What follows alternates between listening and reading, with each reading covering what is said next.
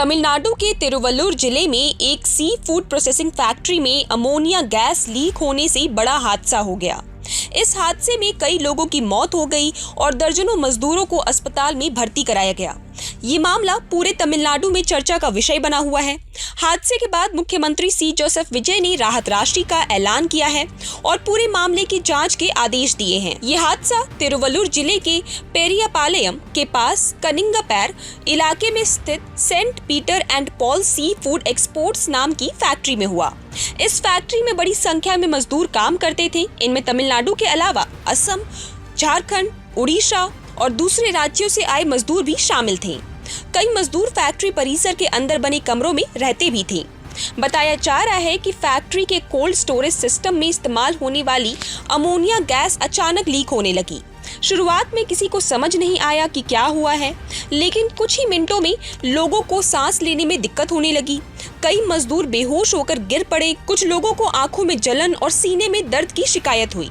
Factory में अफरा तफरी मच गई और लोग जान बचाने के लिए बाहर भागने लगे। मौके पर मौजूद लोगों ने तुरंत पुलिस और एम्बुलेंस को सूचना दी। इसके बाद पुलिस, दमकल विभाग और स्वास्थ्य विभाग की टीमें मौके पर पहुंची। कई मजदूरों को गंभीर हालात में अस्पताल ले जाया गया। इलाज के दौरान कुछ लोगों की मौत हो गई, जबकि 60 से ज्यादा लोगों को अस्पताल में भर्ती कराया गया। डॉक्टरों की टीम लगातार मरीजों का इलाज कर रही है। हादसे की खबर सामने आते ही पूरे इलाके में तनाव का माहौल बन गया। फैक्ट्री के बाहर बड़ी संख्या में लोग जमा हो गए। मृतकों के परिवारों और स्थानीय लोगों ने सवाल उठाए कि आखिर इतनी बड़ी फैक्ट्री में सुरक्षा के पर्याप्त इंतजाम क्यों नहीं थे। लोगों का कहना है कि अगर सुरक्षा व्यवस्था मजबूत होती तो इतनी बड़ी घटना नहीं होती। मुख्यमंत्री सी जोसेफ विजय ने हादसे पर दुख जताया और तुरंत अधिकारियों के साथ बैठक की। मुख्यमंत्री ने घोषणा की कि हादसे में जान गंवाने वाले प्रत्येक व्यक्ति के परिवार को मुख्यमंत्री जन राहत कोष से 2-2 लाख रुपए की आर्थिक सहायता दी जाएगी। उन्होंने कहा कि सरकार पीड़ित परिवारों के साथ खड़ी है और उन्हें हर संभव मदद दी जाएगी। मुख्यमंत्री विजय ने अधिकारियों को ये भी निर्देश दिया कि अस्पतालों में भर्ती सभी घायलों का इलाज पूरी गंभीरता से किया जाए। किसी भी मरीज को दवा, ऑक्सीजन या दूसरे इलाज की कमी नहीं होनी चाहिए। उन्होंने स्वास्थ्य विभाग के वरिष्ठ अधिकारियों को अस्पतालों का दौरा करने और लगातार स्थिति पर नजर रखने का आदेश दिया। मुख्यमंत्री ने इस पूरे मामले की जांच के लिए 3 सदस्यीय समिति का गठन किया है। इस समिति में औद्योगिक सुरक्षा विभाग, प्रदूषण नियंत्रण बोर्ड और स्वास्थ्य विभाग के वरिष्ठ अधिकारियों को शामिल किया गया है। समिति को ये पता लगाने का जिम्मा दिया गया है कि आखिर गैस लीक कैसे हुई और क्या फैक्ट्री प्रबंधन की तरफ से किसी तरह की लापरवाही हुई थी। सरकार ने ये भी कहा है कि अगर जांच में किसी तरह की लापरवाही सामने आती है तो जिम्मेदार लोगों के खिलाफ सख्त कार्रवाई की जाएगी। पुलिस ने भी मामला दर्ज कर लिया है और फैक्ट्री प्रबंधन से पूछताछ शुरू कर दी गई है। इस हादसे के बाद फैक्ट्री में काम करने वाले मजदूरों की सुरक्षा को लेकर भी सवाल उठने लगे हैं। कई मजदूरों ने बताया कि वे लंबे समय से यहाँ काम कर रहे थे, लेकिन उन्हें कभी इस तरह के खतरे के बारे में विस्तार से जानकारी नहीं दी गई थी। कुछ मजदूरों ने आरोप लगाया कि फैक्ट्री में सुरक्षा नियमों का पूरी तरह पालन नहीं किया जाता है।